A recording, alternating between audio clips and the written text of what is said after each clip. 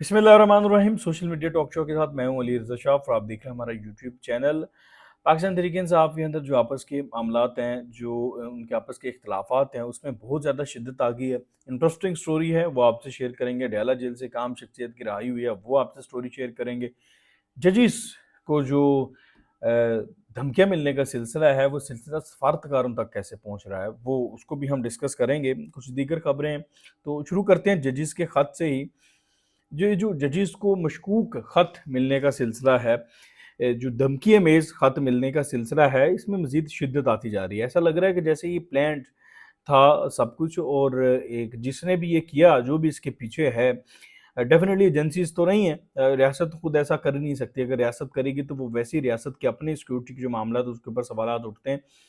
और वैसे भी पहले भी मैं बात कर चुका हूँ कि एजेंसीज़ जिनके साथ मामलात ख़राब हैं इमरान खान साहब जजेस के, वो तो नहीं करेंगी, क्योंकि वो तो, उनको तो जजेस ने कटहरे में खड़ा किया है, तो वो जिसको कटहरे में खड़ा किया वो तो फूंक-फूंक कर कदम रखता है।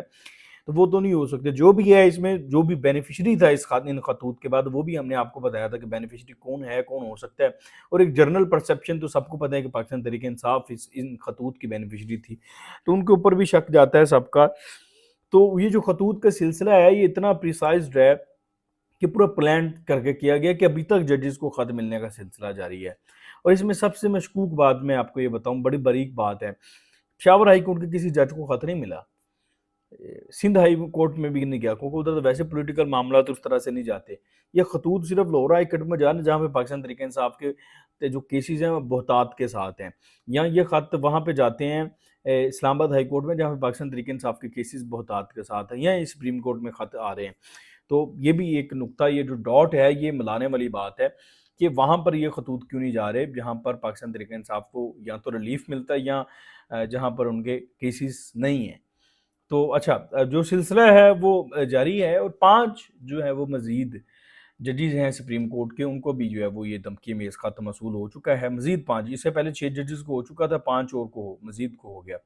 जिसमें जस्टिस मुनीब अख्तर हैं, जस्टिस मोहम्मद अली मज़हर हैं, जस्टिस हसन अज़हर रिज़वी हैं, जस्टिस इरफान सादत खान हैं, और जस्टिस आयशा मलिक हैं। इनको मशकूक खत मिला है रूसी पैटर्न का, जो पैटर्न है जिसमें आर्सेनिक होता है।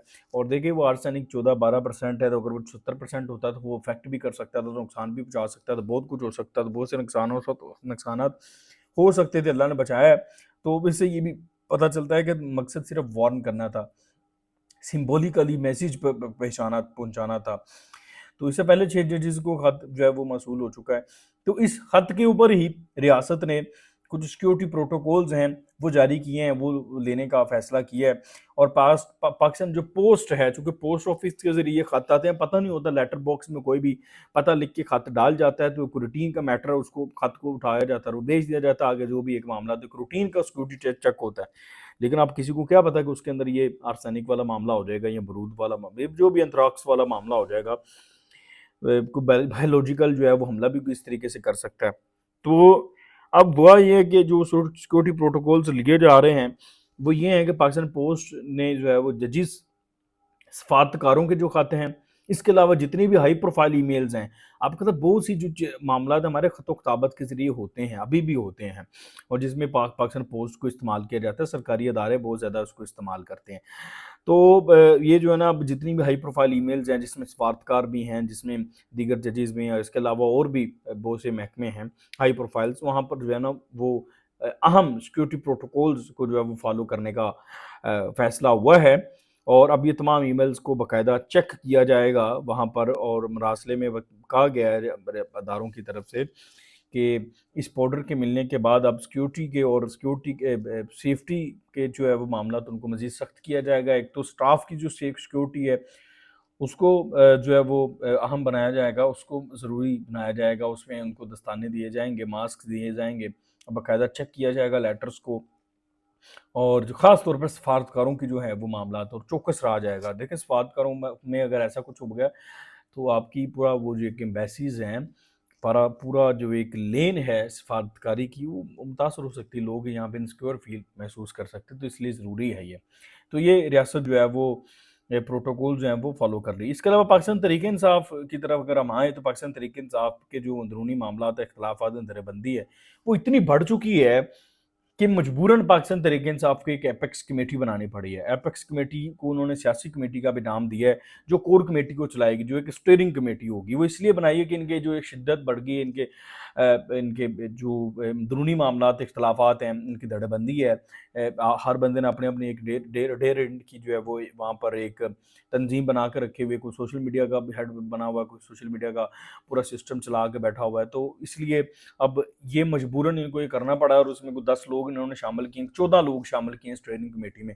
وہ اسٹیئرنگ کمیٹی جو ہے وہ پوری پارٹی کو اب چلائے گی۔ اب وہ جو بھی اسٹیئرنگ کمیٹی میں ہوگا وہ سمجھے ہوئے عمران خان نہیں اپنے آپ کو سمجھے گا۔ اور اس اسٹیئرنگ کمیٹی میں جو لوگ شامل کیے گئے ان کا نام میں آپ کو پڑھ کے بتا دیتا ہوں۔ اس میں عمر ایوب ہے جو کہ چیئر کرے گا اس اسٹیئرنگ کمیٹی کو، اس کے علاوہ بیرسٹر گوہر ہے، سینیٹر شبلی فراز ہے، علی امین گنڈا پور ہے، اسد کیسر ہے، شاہ فرمان ہے، خالد خورشید ہے، سینیٹر اون عباس بپی ہے، رؤف حسن ہے، حماد اظہر ہے، میاں اسلم اقبال، عاطف خان ہے، حافظ فرحت، اور 14ویں نمبر پر شیر افضل خان مروت کا نام بھی ہے، کیونکہ اس کا اگر فوری طور پر نام نہ ڈالا جاتا تو معاملہ سارا اس کی وجہ سے بگڑا ہوا ہے، تو وہ ان کے معاملہ زیادہ خراب ہونے تھے۔ تو یہ بیسیکلی یہ اسٹیئرنگ کمیٹی جو ہے وہ اب چلائے گی۔ تو یہ اسٹیئرنگ کمیٹی جس طریقے سے چلائے گی وہ بھی میں آپ کو بتا دیتا ہوں۔ یہ مکمل طور پر مائنس عمران جو ہے وہ پولیٹکس کرے گی، مائنس عمران پالیسیز کو لے کر چلے گی، شروع میں باریک کاروائی ڈالے گی، آگے جا کے ہی جو ہے نا اسٹیئرنگ کمیٹی آہستہ آہستہ اپنا رنگ مکمل طور پر دکھانا شروع کر دے گی۔ یہ اسٹیئرنگ کمیٹی بھی عمران خان کو ڈیمیج کرے گی، خود کو، یہ جو اس کمیٹی کے لوگ ہیں یہ خود کو گروم ضرور کریں گے، خود کو اوبلائز کریں گے، لیکن عمران خان کی جو ہے وہ بینڈ اس میں مزید بجے گی۔ اور اس کے علاوہ جو کور کمانڈر ہاؤس میں انہوں نے جو اجلاس کیا جا کے وہ ان کے گلے پڑا ہوا۔ دیکھیں پاکستان تحریک انصاف نے جو سوشل میڈیا کا جو ایک گوبلز کا جو پروپیگنڈا کھڑا کیا ہے نا، جو پیروکار بنائے گوبلز کے، ہٹلر کا جو ایک وزیر تھا نا پروپیگنڈا کا، ہٹلر کا ایک وزیر ہوتا تھا جس کو جو باقاعدہ پروپیگنڈا کا وزیر تھا، اس کو اس کی وزارت یہ تھی کہ اس نے پروپیگنڈا کرنا ہے۔ وہ کلٹ تھا، وہ کلٹ فالوئنگ تیار کرتا تھا، پروپیگنڈا کرتا تھا، اور اس کے تھرو پھر وہ جو ہے وہ چیزوں کو لے کے چلتا تھا، اور پھر بہت تباہی ان لوگوں نے بچائی نا، جس طریقے سے اس وقت پاکستان تحریک انصاف کی فین فالوئنگ کلٹ فالوئنگ کرتی ہے۔ تو وہ پھر ہٹلر اس لیول پر پہنچ گیا کہ وہ پھر اتنی خود نمائی اور اتنا سلسلہ ہوا، تو پھر آپ نے دیکھا تھا ہٹلر خودکشی کر کے مارا۔ تو بہرحال بات یہ ہے سر کہ وہ جو انہوں نے تیار کیا ہے لاٹ پاکستان تحریک انصاف نے، وہ ان کے گلے پڑے ہوئی ہے۔ اب یہ لوگ گئے ہیں کور کمانڈر ہاؤس، میری نظر میں یہ کوئی مذائقہ نہیں ہے۔ کور کمانڈر ہاؤس اگر گئے ہیں کسی وجہ سے گئے، پشاور ہے، پشاور سے وہاں سے وزیرستان کا معاملہ ہے، باقی سیکیورٹی کے سارے جو ہمارے زیادہ تر معاملات ہیں وہ پشاور سے ڈیل ہوتے ہیں، افغانستان کے امور ہیں۔ تو یہ ادھر اگر چلے گئے ہیں کور کمانڈر ہاؤس، جو کیبنٹ ہے کے پی کے کی، تو اس میں کوئی مذائقہ نہیں ہے۔ وہ بریفنگ لینے گئے ہیں وہاں پہ، تو جی ایچ کیو میں عمران خان صاحب بھی گئے تھے جب یہ بنے تھے، تو انہوں نے شور کرنا شروع کر دیا کہ کیا اب حکومت کور کمانڈر سے نے چلانی ہے، یا پھر پاکستان تحریک انصاف وہاں پر کیوں گئی، فوج تو ہماری دشمن ہے، ہمیں تو یہ کہا گیا تھا کہ فوج ہماری دشمن ہے، تب آپ لوگ وہاں پر کیوں گئے؟ تو اس کے اوپر جو ہے نا وہ ویلا پاکستان تحریک انصاف کے لوگوں نے ان سے سوالات کرنے شروع کر دیے کہ یہ خود ہی یہ کلٹ تو انہوں نے خود تیار کیا، تو اب ان کے گلے پڑ رہا تھا، اب اس کی ان کو وضاحتیں دینے پڑ رہی ہیں۔ کوئی کہہ رہا ہے کہ جناب ہم افطاری کرنے گئے تھے، کوئی کہہ رہا ہے کہ سیکیورٹی کی میٹنگ کرنے گئے تھے، کوئی کہہ رہا تھا سرسری گئے تھے، کوئی کہہ رہا ہے گنڈا پور نہیں گیا تھا۔ اب آپ وہاں ان کا جو ایک ترجمان ہے بیرسٹر سیف، وہ یہ کہہ رہا ہے کہ ہم جو ہے وہ وہاں پر افطاری بھی کرنے گئے تھے، اور سیکیورٹی کی جو صورتحال ہے اس کے اوپر بھی بریفنگ لی گئی تھی، لیکن وہاں پر کیبنٹ کا باضابطہ اجلاس نہیں ہوا۔ اب رؤف حسن کہہ رہے ہیں صرف افطاری کرنے گئے تھے اور وہاں پہ وزیر اعلیٰ نہیں تھا، یہ کہتا ہے وزیر اعلیٰ بھی گیا تھا بیرسٹر سیف۔ تو ان کے معاملات بھی آپس میں نہیں ملتے، بیانات بھی نہیں ملتے، اور ان کے جو سوشل میڈیا کے اسٹالورٹس ہیں وہ ان کے گلے پڑے ہیں۔ بہرحال ابھی تک وضاحتوں کا سلسلہ ان کا جاری ہے۔ آخری خبر یہ ہے کہ پاکستان تحریک انصاف کے کچھ لوگوں کو ریلیف ملنے کا سلسلہ جاری ہے۔ فہد چودھری کو ریلیف ملا ہے، اور فہد چودھری کو اڈیالہ جیل سے باقاعدہ رہا کر دیا گیا، کیونکہ اسلام آباد ہائی کورٹ نے کل ان کو 22 مقدمات میں جو ہے وہ ضمانت بھی دی تھی۔ اس کے علاوہ ان کا جو کیس تھا، جس کیس میں وہ جیل میں تھے، اس میں بھی ان کو رہائی مل گئی تھی۔